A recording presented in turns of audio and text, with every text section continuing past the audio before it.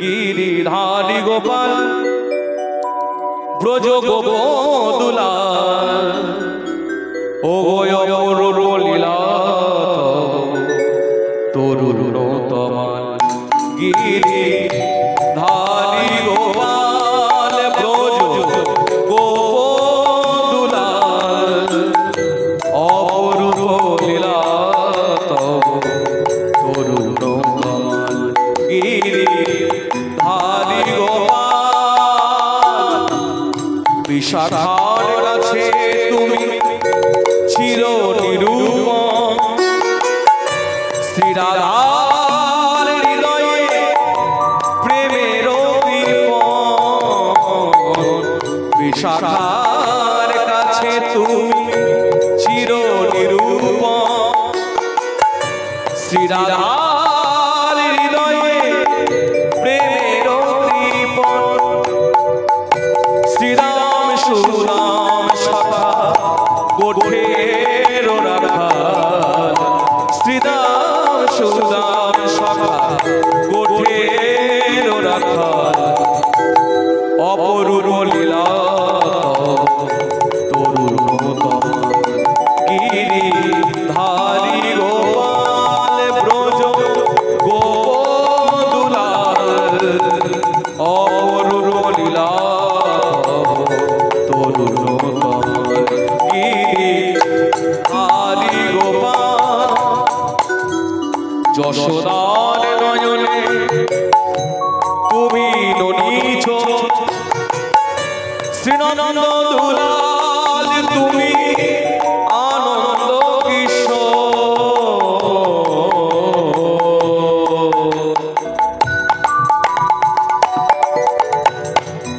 যশোদার নয়নে তুমি ননীছ শ্রীনন্দ দুলাল তুমি আনন্দ কিশোর গীতায় সারথি তুমি যাদব গীতায় সারথি তুমি যাদব গোপাল অপরূপ লীলা তরুণ গিরিধারী গোপাল ব্রজ গোপদুলাল অপরূপ লীলা তরুণ তমাল অপরূপ লীলা তরুণ তমাল গোপাল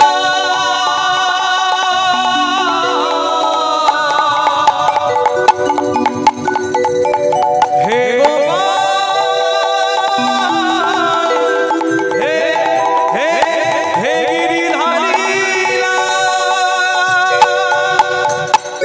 অপরূপ লীলা তরুণ তমাল অপরূপ লীলা তরুণ তমাল তরুণ তমাল তরুণ তমাল এতদিনে মাধবেন্দ্র এলো রেমুনাতে ওই রেমুনার গোপীনাথ দর্শন করিতে বলে জয় গোপীনাথ বলিহারি জয় গোপীনাথ বলিহারি কেঁদে বলে মাধবেন্দ্র পুরী জয় গোপীনাথ বলিহারি কেঁদে বলে মাধবেন্দ্র পুরী জয় গোপীনাথ বলিহারি গোপীনাথ গোপীনাথ দয়া করো গোপীনাথ এই গোপীনাথের চরণে এসে পড়েছে আহা কি সুন্দর দেখতে গো কি সুন্দর সিঙ্গার হ্যাঁ গো কে সাজিয়েছে গো গোপীনাথকে সেবক এসে বলেন আমি সাজিয়েছি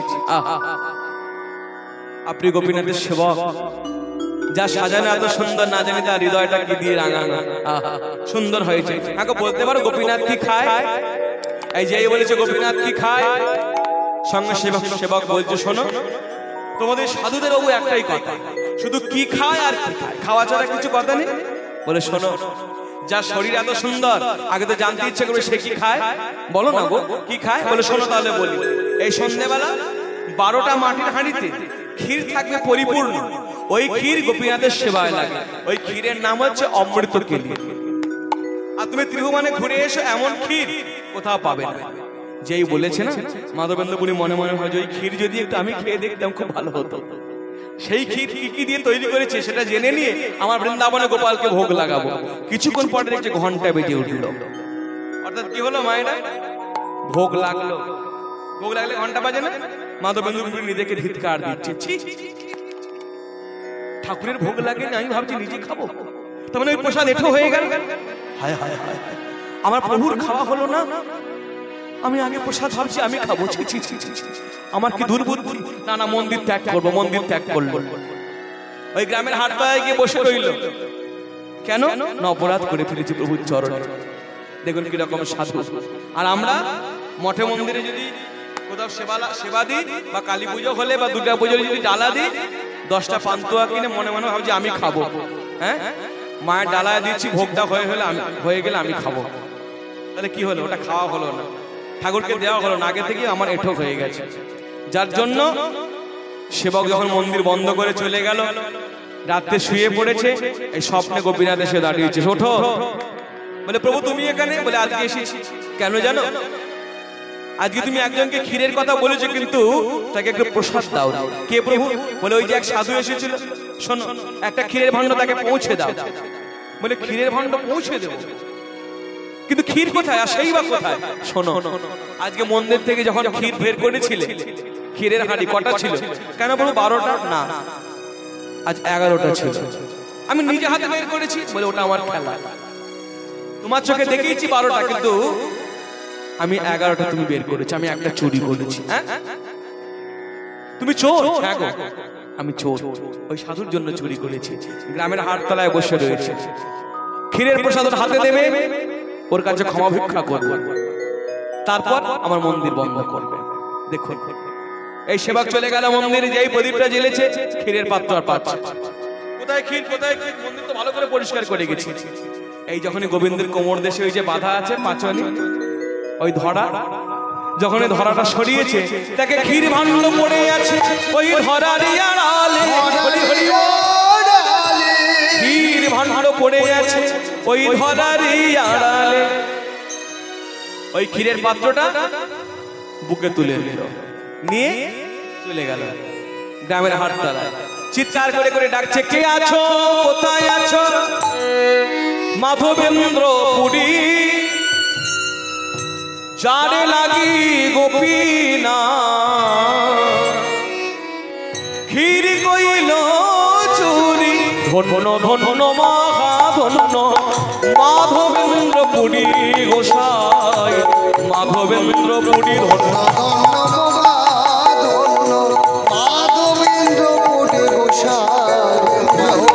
যারে লাগি গোপীনা, ক্ষীর কইল চুরি, ধন্য গোসাই মাধবেন্দ্র পুরী যারে লাগি গোপীনাথ, ক্ষীর কইল চুরি, ধন্য গোসাই মাধবেন্দ্র পুরী। প্রসাদ হাতে দিল, ক্ষমা ভিক্ষা করলো, সেবক গেল মন্দিরে, মন্দির বন্ধ করে শয়ন দেবে। গোপীনাথ তখনও ঘুম হয়নি। এইদিকে মাধবেন্দ্র পুরী সেবক চলে গেল শয়ন দিতে, শয়ন দিয়ে বাড়ি চলে গেল।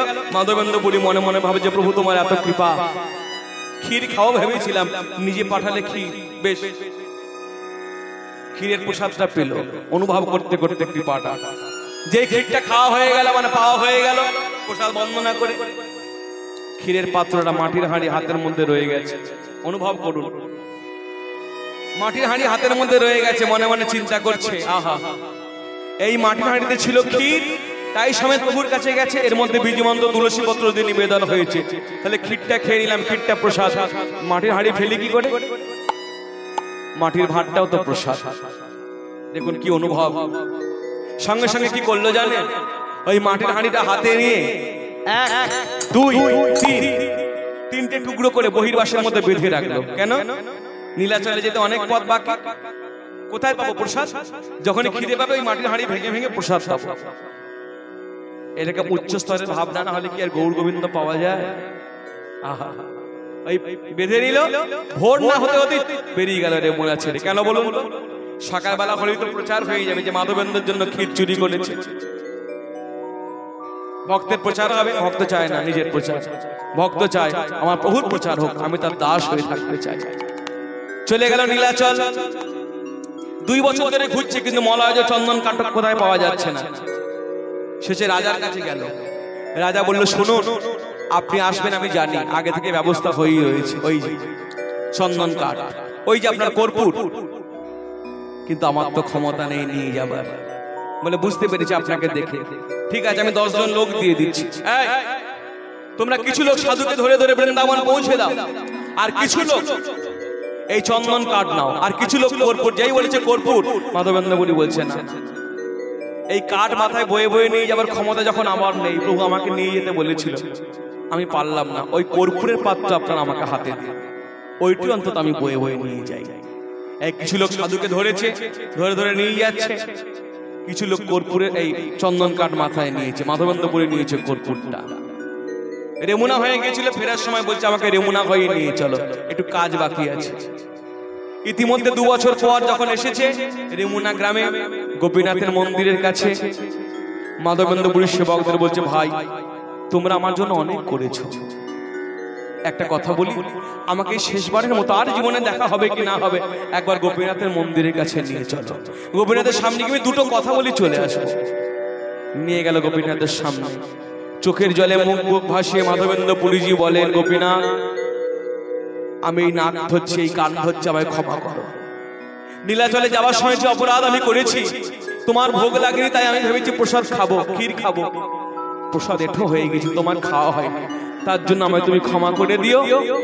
আর এই দেহ থেকে প্রাণটা চলে যাওয়ার পর এই প্রাণটা তুলসী পত্র সম যেন চিরদিন তোমার চরণে থেকে যায়।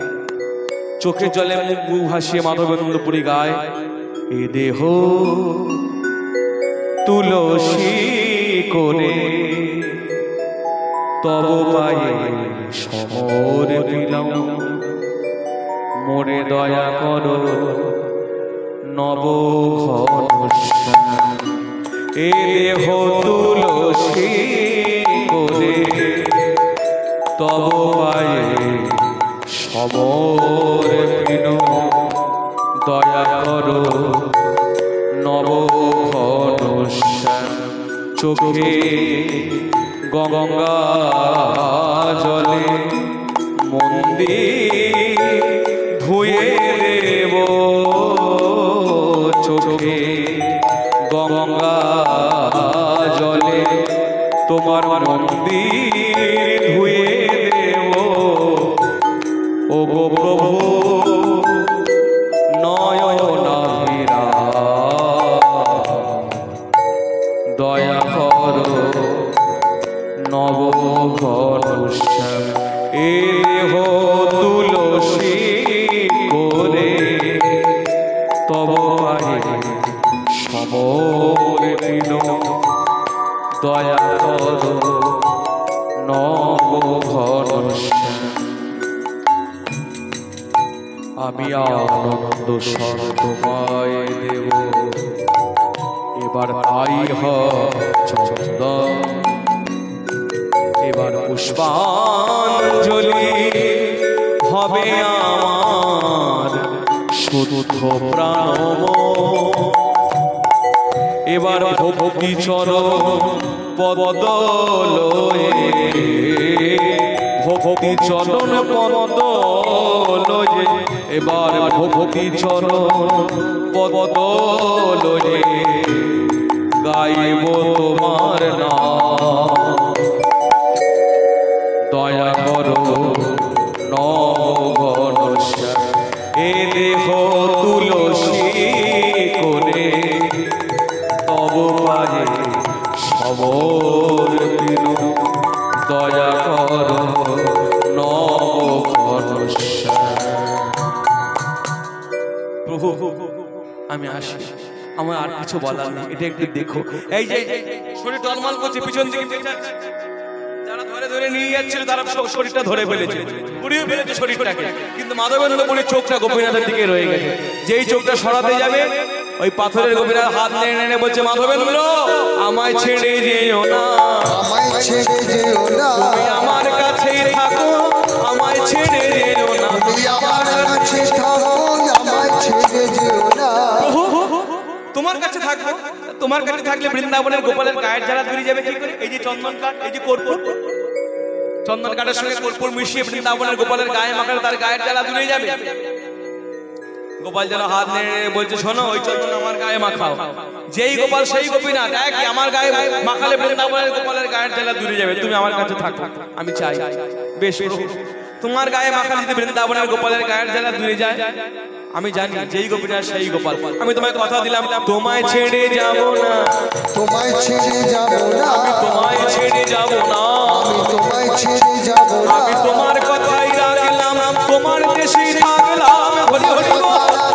তোমার দেশে থাকলাম, তোমার মাথা রাখলাম, আমি তোমার দেশে থাকলাম, তোমার মাথা রাখলাম, তোমার দেশে থাকলাম, তোমায় ছেড়ে যাব না।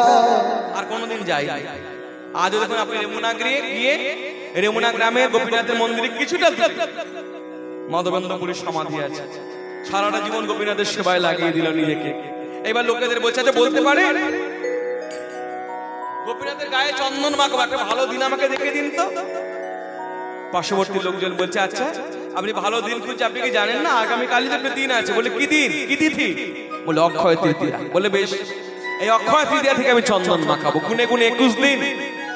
আপনারা তো দেখবেন পুরীতে গিয়ে 42 দিন ধরে মাখানো হয় চন্দন। 21 দিন দরজা বন্ধ করে 21 দিন দরজা খুলে মাখানো।